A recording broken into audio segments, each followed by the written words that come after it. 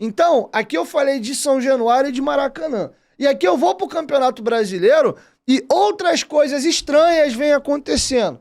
E, curiosamente, até em jogos-chave. Só nas 2 últimas rodadas, nós tivemos esse gol absurdamente anulado do Paulinho. E é a primeira vez que eu vejo, e peço, por favor, quem estiver ao vivo me assistindo, ou for ver esse corte depois em algum lugar, que você me auxilie e deixa aqui embaixo qual foi a vez que você assistiu um lance polêmico que não houve sequer uma divergência de um comentarista de arbitragem. Todo mundo foi unanimemente falando que o Vasco foi prejudicado. O Richard Rios, ao cortar a bola, inicia-se um novo lance e ponto. Todo mundo foi unânime com essa opinião. Eu trouxe no canal mais cedo 5 comentaristas de arbitragem diferentes, da galera das mais antigas, como o Simon e o Arnaldo César Coelho, da galera mais jovem, PC de Oliveira, Nadine Bastos e a Renata Ruel. Foram os 5 relatos que eu trouxe hoje. E todo mundo unanimemente diz que o Vasco foi garfado e o gol foi mal anulado. Na partida contra o Atlético Mineiro, tem um pênalti escandaloso no Gabriel Peck, que o zagueiro uruguaio do Atlético Mineiro, se eu não me engano é Lemos, me fugiu o nome dele, mas eu acho que é isso, ele puxa a camisa do Gabriel Peck e o pênalti não é marcado. Graças a Deus, o Vasco não precisou desse pênalti para ganhar o jogo. No jogo anterior a esse, eu tô falando de jogos consecutivos, teve um pênalti gritante no Verratti, que o Daronco em campo não marcou, o VAR chama, e o Daronco, numa boa vontade, assim, absurda, ele tentou ver por todos os ângulos para ver se não dava o pênalti. Porque a má vontade dele para marcar aquele pênalti foi um negócio, assim, esquisito. Ficou, sei lá, 4 minutos no VAR e com muito custo marcou o pênalti. Sendo que anterior a esse pênalti, ou depois, eu já não me recordo bem, é tanto jogo, teve também um lance em cima do Luco Orediano que não foi marcado a penalidade. E o seu Daronco, nesse mesmo jogo, deu 8 minutos de acréscimo no primeiro tempo e 8 no segundo. E o gol do Red Bull Bragantino acontece no último lance do primeiro tempo, ou seja, aqui no 8º minuto de acréscimo da partida em Bragança Paulista. Anterior a esse jogo, o Vasco teve, num jogo-chave, Vasco e Santos. Até então não se sabia, né? Mas agora já sabemos que é confronto direto, são 2 equipes que brigam contra rebaixamento. Teve um pênalti também bizarro, não marcado no Pedro Raul em São Januário. Já era no finalzinho do jogo, foi até no Dia das Mães. O jogo estava 1-0, o pênalti marcado ali, o Vasco poderia ter empatado o jogo. Fato que hoje o Vasco teria 1 ponto a mais, teria 4 pontos a sair, e o Santos, concorrente direto do Vasco, teria 2 pontos a menos.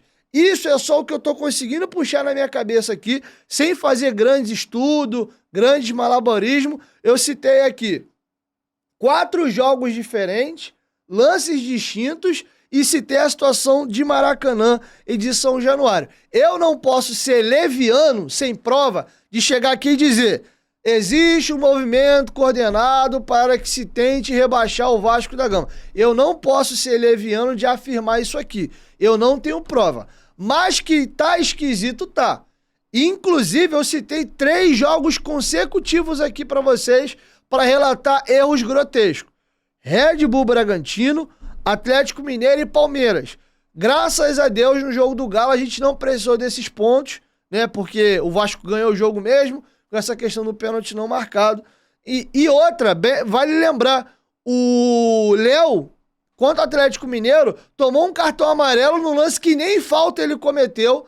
E a gente perdeu o Léo, que é uma peça-chave dentro do elenco do Vasco, e ficou de fora do jogo contra o Palmeiras.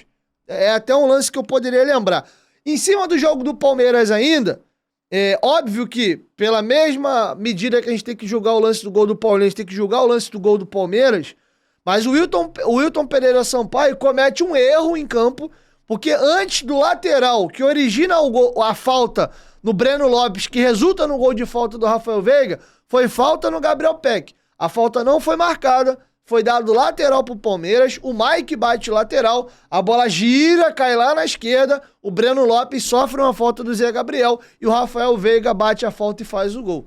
Então até isso, mas não vou nem entrar nesse mérito aqui, dava pra gente discutir no lance do jogo do Palmeiras, tá? Então, eu dei essa girada aqui pra mostrar pra vocês como o Vasco tem que ficar preocupado, ligado, porque tá muito esquisito. E aqui eu vou para um outro tópico, que é o seguinte: o Vasco já de muitos anos tem se mostrado uma instituição muito frágil e muito fraca nos bastidores.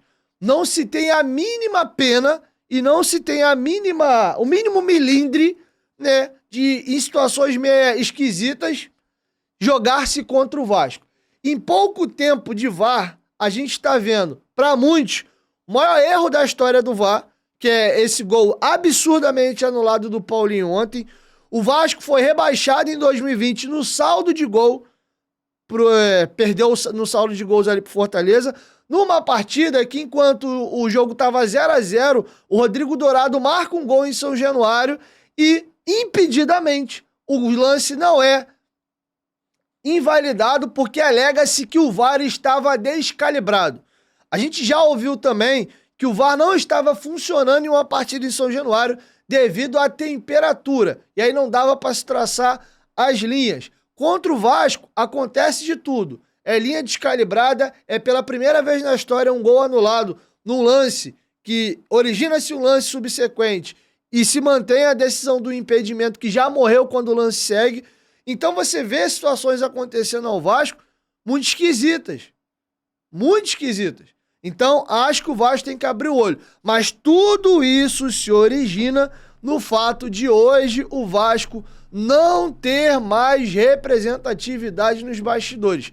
E quando eu falo representatividade, eu não quero que o Vasco seja beneficiado, que o Vasco participe de esquema, de que a gente meta a mão nos adversários. Não é isso. Eu só quero que as pessoas respeitem a instituição e que o Vasco jogue jogos limpos. Que a gente ganhe, que a gente perca na bola. Mas a má vontade da arbitragem contra o Vasco é um negócio inacreditável. Teve um jogo contra o São Paulo pela Copa do Brasil também em 2020 ou foi 21, um gol do Juninho.